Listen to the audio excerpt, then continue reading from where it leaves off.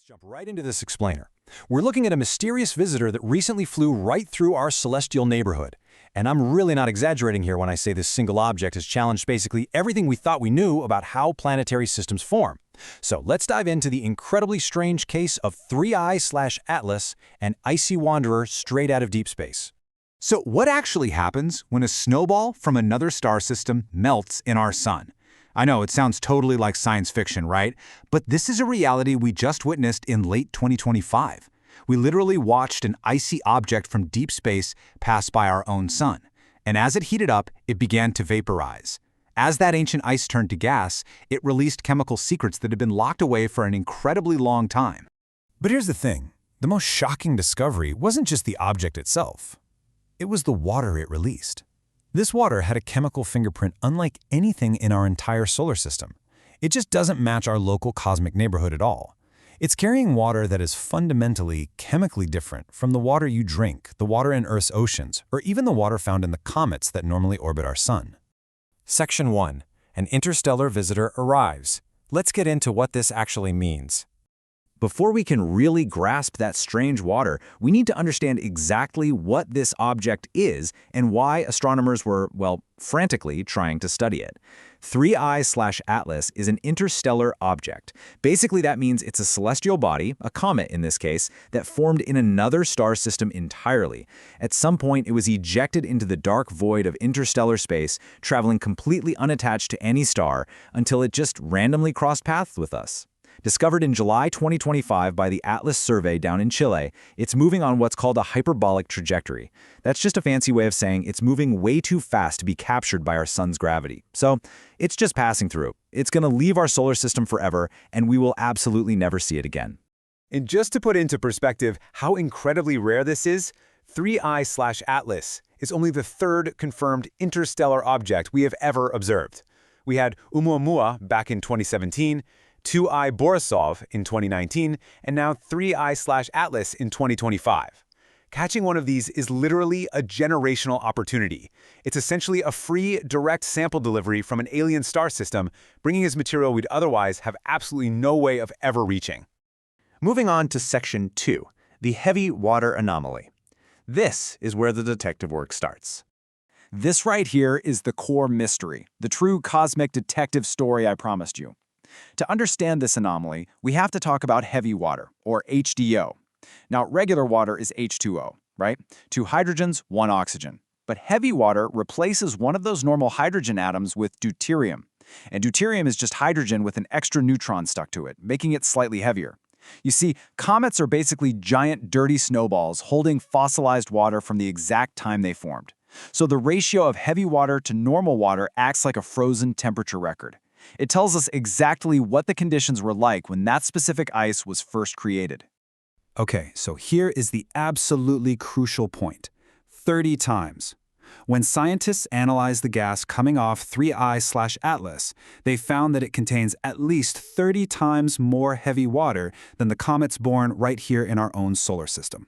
The difference is just staggering. If you look at Earth's oceans and our local comets, the heavy water ratio for 3I/Atlas just shoots completely off the charts. In fact, in some measurements, its heavy water ratio is over 40 times what we find in Earth's oceans. The amount of deuterium in this water is higher than literally anything we've ever seen before. It is absolute, undeniable proof that this comet was born in a completely different, totally alien environment compared to our solar system. Section 3. A global scientific effort. Because you don't just find something like this by accident. Discovering a chemical anomaly like this on an object moving roughly 137,000 miles per hour before it disappears forever takes massive, frantic global coordination.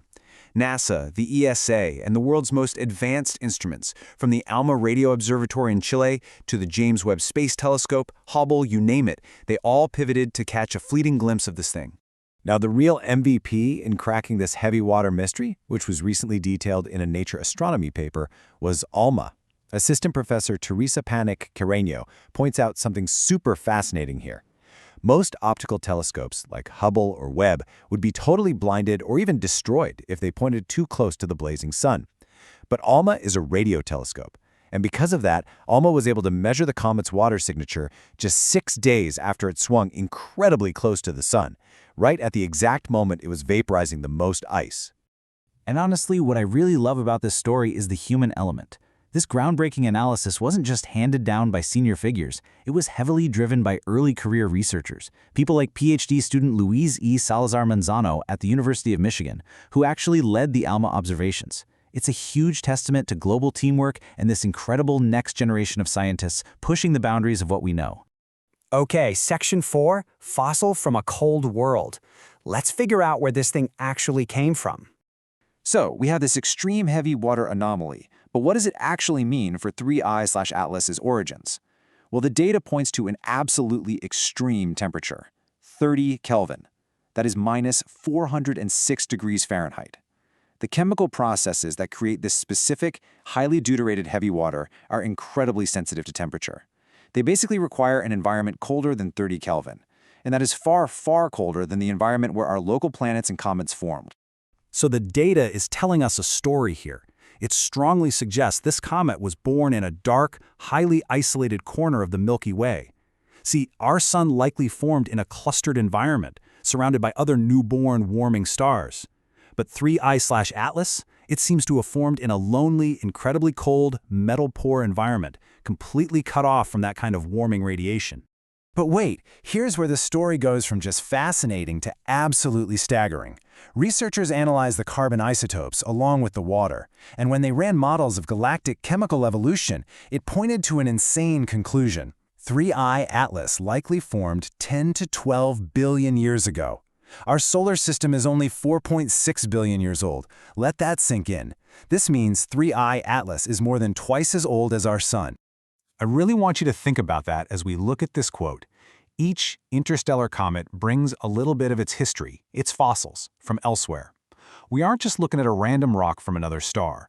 We are quite literally watching a pristine 11-billion-year-old fossil from the very early days of the Milky Way galaxy, disintegrating in real time, right in front of our telescopes.